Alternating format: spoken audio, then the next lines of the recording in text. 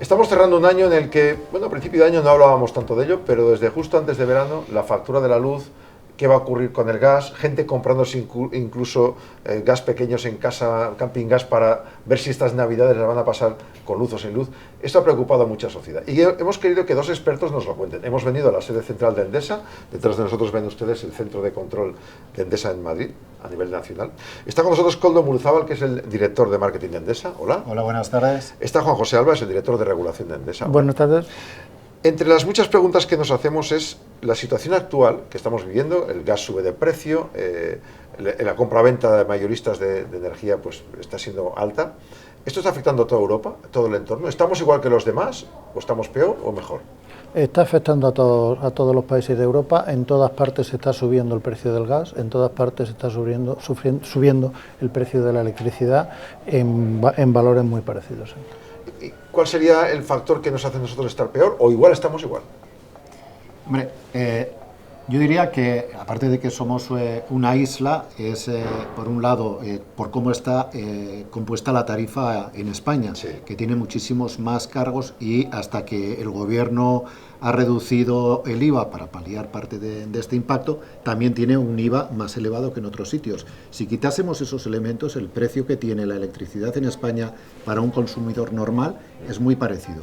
El otro elemento distorsionador que Juanjo suele decir en más de una ocasión es que ese precio mayorista, que es el que todos están ahora viendo y sale cada día en los titulares, lo paga básicamente el pequeño consumidor, el consumidor doméstico que está en el mercado regulado y que tiene pocos elementos para poder adquirir la energía de una manera distinta. Eso sí que es muy diferencial del resto de nuestro entorno. O sea, el PVPC que el gobierno español quiso hacer para que beneficiaran a la gente que no teníamos tantos recursos, al final nos perjudica más.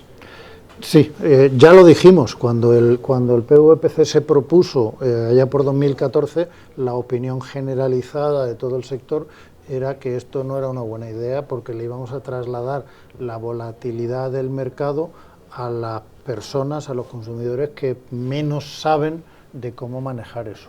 Y creemos que no es una cosa muy eficiente. Otro mensaje que hemos escuchado desde verano por parte de algunos sectores de gobierno y algunos alcaldes es crear empresas públicas de energía. Hay dos, una en Barcelona y una en Cádiz. ¿Sería viable, sería ético, sería legal crear una empresa pública de energía a nivel nacional? Viable es decir, hay muchas empresas públicas de energía en Europa, algunas muy grandes como EDF y otras pequeñas, algunas municipales, algunas regionales, hay muchísimas. Todas cobran los mismos precios. Los precios de la electricidad, claro, en principio son los mismos, los que venden las empresas públicas y las empresas privadas, compran el mismo gas y utilizan las mismas redes, invierten en equipos que son muy parecidos, y si usted compara las facturas que hay en distintos países, pues son bastante similares. Se diferencian en los impuestos y se diferencian en cosas como las que ha comentado Koldo en unos países por otros. Claro, alguien podría decir, bueno, pues un gobierno puede decidir tener una empresa pública y usarla para subvencionar la electricidad. Sería como si tuviéramos una empresa pública de petróleo y nos dedicáramos a vender gasolina más barata que lo que hay en el mercado. Eso es competencia desleal. Eso es competencia desleal, y aparte la experiencia de los países que lo intentan demuestra que no funciona, porque claro, al final hay que gastarse un montón de dinero y no parece oportuno gastarse el dinero en algo así cuando el Estado debería tener otras prioridades y otras utilizaciones para sus recursos. O incluso puede ocurrir, y no es un sitio donde haya empresas públicas importantes de energía, como está ocurriendo en Inglaterra en estos momentos, que es otra de las cosas que se suele decir, pues topemos el precio y venderle al cliente final a un precio máximo. Sí. ¿Situación a dónde lleva esto? Pues como en Inglaterra, que casi la mayoría de las pequeñas comercializadoras están a punto de quebrar, porque lo que tú no puedes hacer es que te obliguen a vender a 100 cuando tú lo tienes que comprar a 200. Claro. Hay que dejar que el mercado fluctúe. Y esto no depende de que sea ni público ni privado, sino de intentar tener las reglas que hagan que el propio mercado lleve a los mejores precios para el cliente. Porque esa empresa pública va a acabar comprando en el mismo mercado en el que compráis, por ejemplo, en Endesa, ¿no? Claro. Correcto. Es lo mismo. Al final los equipos que se utilizan para producir la energía son los mismos, los combustibles son los mismos, todo es igual. ¿Cómo sería un mix energético interesante en España, teniendo en cuenta, pues sí que es verdad que tenemos mucha playa, tenemos mucho sol? pues no sé si con más baterías, ¿cómo sería el objetivo final, el horizonte que dijerais, este es perfecto para España? Aquí hay potencial y capacidad de tener un mix que sea casi totalmente renovable, complementado con tecnologías de almacenamiento, con las tecnologías hidráulicas que tenemos afortunadamente mucho, con tecnologías de baterías y cosas así. Eso sigue teniendo, sigue no llegando a cubrir todas nuestras necesidades, porque claro, si miramos si comparamos la producción de energía y la disponibilidad de energía renovable a lo largo del año, nos encontramos con que en España hay mucha energía en primavera y en otoño, cuando llueve, cuando hay más viento y cuando además la demanda es más baja, y falta energía en verano y en invierno, que hay menor producción renovable. En verano suele hacer menos viento, en invierno hay menos sol y la demanda es más elevada. Entonces hay un desequilibrio estructural entre los meses de primavera y otoño y el verano y el invierno. Y hace falta alguna tecnología de almacenamiento de largo plazo que sea capaz de salvar ese puente. ¿Existe esta tecnología? Eso pues puede serlo el hidrógeno, es decir, no existe hoy por hoy en condiciones competitivas y en condiciones de que se pueda empezar a desplegar. Puede que lo sea el hidrógeno, puede haber tecnologías avanzadas de baterías que lo hagan, pero no es algo que ya esté listo. Ese es el gran reto que tenemos desde el punto de vista tecnológico. Eso en cuanto a lo que es gran alcance, entiendo, Juanjo, porque luego lo que sí es verdad y se está introduciendo cada vez con precios más competitivos es en las casas donde ya hay gente que se pone placas solares, complementarlo con pequeñas baterías de almacenamiento que sí que le permite ese sol, la energía que produce él mismo con el sol, guardarla para su uso particular durante la tarde o durante la noche sin tener que tirar del sistema.